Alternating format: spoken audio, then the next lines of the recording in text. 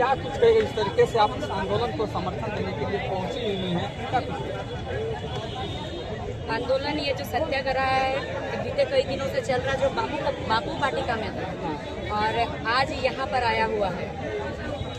तो बापू वाटिका में जब चल रहा था तो उस समय भी हम आए थे, उस समय भी एक दिन आए थे, एक दिन थे, फिर उसके बाद चले गए और लगातार ये चल रहा है। और ये चलने सबसे पहले तो हम लोग को देखना पड़ेगा ये चल क्यों रहा है। जो छात्र वर्षों तक कलम और किताब और कॉपी के साथ कमरे के अंदर बैठ के पढ़ाई लिखाई करते हैं, आज वो सड़क पे क्यों उतरे? ये सबसे बड़ा सवाल है, क्यों उतरे यही कि वो एग्जाम देते रह रहे हैं। जिनके पास पैसा है, पैसा में नौकरी बेचाते जा रहा है, और जो गरीब माँ बाप है अपना एक वक्त का खाना खा के एक वक्त नहीं खा के अपना बच्चा को पढ़ा लिखा रहे हैं, उनका बच्चा तैयारी पे तैयारी करते जा रहे हैं, पेपर लीक होते जा रहे हैं, नौकरी बेचाते जा रहे हैं, बाद में बच्चा सुसाइड करते जा रहा है, कोई सुनवाई नहीं, कुछ नहीं हो रहा। तो मजबूर होकर के यहाँ जितने भी छात्र हैं आप देखिएगा सब मध्यम वर्ग परिवार से ही है, हम भी एक छात्र हैं।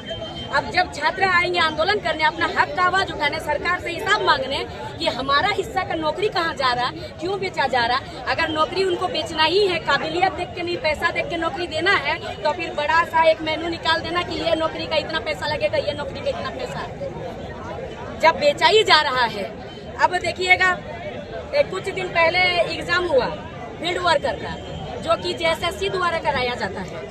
उस एग्जाम में देखिएगा कि सुबह 7 बजे एग्जाम होता है, एग्जाम है, रात 8 बजे एडमिट कार्ड आता है, और सेंटर कहाँ देता है? इसका पश्चिम बंगाल में। दूर दूर कैसे जाएगा एग्जाम देने के लिए?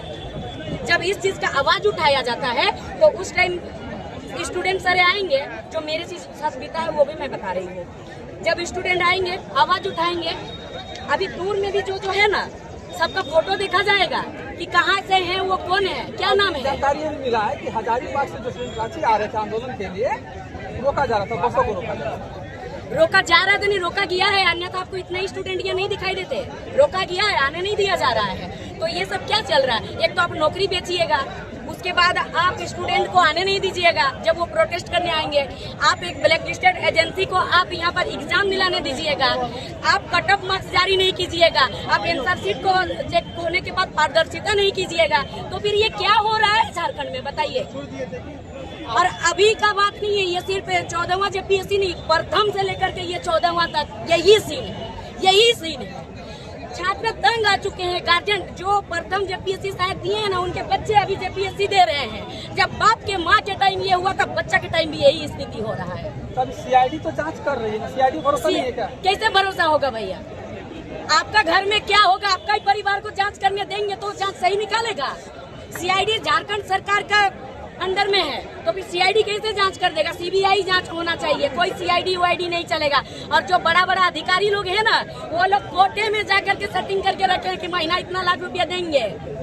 अगर ये चीज नहीं होता तो आप बताइए, 25 तारीख का पेपर में दिया हुआ था। जो दूसरा JPSC है ना, दूसरा JPSC भी अभी विवाद में है, बहुत घोटाला हुआ है उसमें भी बड़े बड़े मंत्रियों के रिश्तेदार ही उसमें बने हैं अफसर। कितना असर रहेगा इस आंदोलन से? आज की सरकार में कितना दबाव बन पाएगा? दबाव यही होगा कि कानून बदलना चाहिए, कड़ा कानून लाना चाहिए कि पेपर लीक अगर हुआ और पकड़ाया तो उसको सीधा मौत का सजा देना चाहिए, क्योंकि झारखंड का भविष्य का बात है।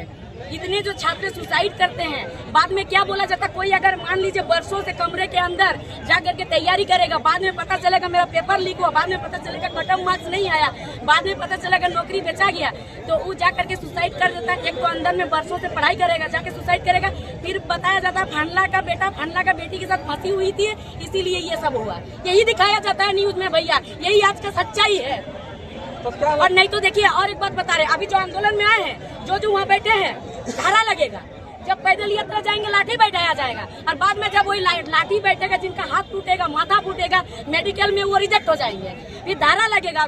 इतना बड़ा बड़ा ऐसे धारा लगाया जाता है कि वो एग्जाम देंगे भी फॉर्म भर के तो उनका नियुक्ति नहीं होगा, जो अभी मेरे साथ बीत रहा है। इस तरीके से धर्मेंद्र प्रधान जी को इस्तीफा देने के लिए मजबूर किया गया, क्या उस तरीके से यहाँ भी किसी को इस्तीफा देने का आपको है क्या मन?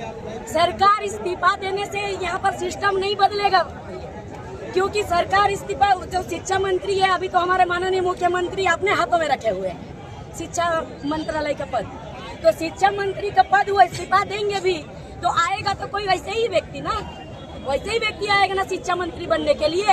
इसीलिए शिक्षा मंत्री इस्तीफा देने से कुछ नहीं होने वाला है। यहाँ पर कड़ा कानून होना चाहिए। अगर मुख्यमंत्री शिक्षा मंत्री अगर पेपर लीक करवा रहे हैं, बेच रहे हैं, तो उनको भी फांसी का सजा होना चाहिए। तो आप चाहते हैं कि सीआईडी से जांच ना हो, सीबीआई से जांच हो? एकदम बिल्कुल सीबीआई से जांच हो, सीआईडी से ना हो, क्योंकि सीआईडी झारखंड सरकार के अंडर में आता है। अगर सीआईडी से जांच होना सही होता तो जैसे सीजीएल आंदोलन भी हुआ था, सीआईडी से जांच हुआ था। जब सीआईडी पहुंचने वाले थे नीरज सिन्हा जी के वहाँ ऑफिस, तब तक वो इस्तीफा देकर निकल गए। निकले कि नहीं निकले? और वो बोला अगर सही जांच होता तो आज अभय तिवारी उर्फ मनोज तिवारी आज नहीं पकड़ाते घोटाले में, तो कैसे जांच हुआ सीआईडी से? गिरफ्तार हुआ है, कुछ दिन बाद निकलेंगे, फिर से वही काम करेंगे। क्या कीजिएगा?